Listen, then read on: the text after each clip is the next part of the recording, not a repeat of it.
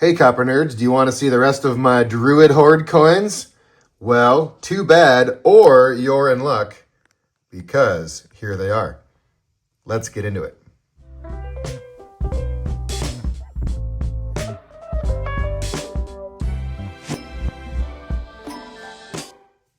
I recently found my way into Conder tokens, and if you are active in the Conder token circles, then you're very familiar with this HOARD. This is a very unique HOARD from the family, is my understanding, or at least our best assumption, is that these Druid pennies were hoarded by the family of the Perry's Mining Company over there in England. And the history of these Druid pennies and half pennies is that the Perry's Mining Company paid their workers in copper from their mine that was struck into Druid pennies by the Soho Mint. So these Druid pennies were all struck privately to be used as payment to workers, and then the family of the mine held on to these for the last 250 some odd years, and here they are in lovely, many of them with plenty of red remaining condition. The bulk of these are DNH 135s across the top and on the lower left, and then the two on the lower right are DNH 96 and 90. Very similar devices, they're all the same year.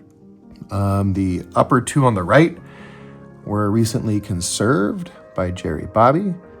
They are both very nice. The one on the upper left is the one that I have had. The one on the lower left is likely going to, well, you know what, it's too nice.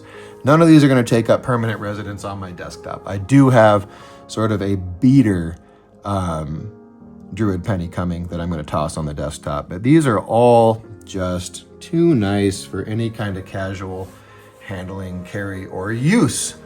All right, I have got clean hands, and I'm going to carefully flip these over. So that one is mine that has sort of the green coloration on the reverse that I think is neat.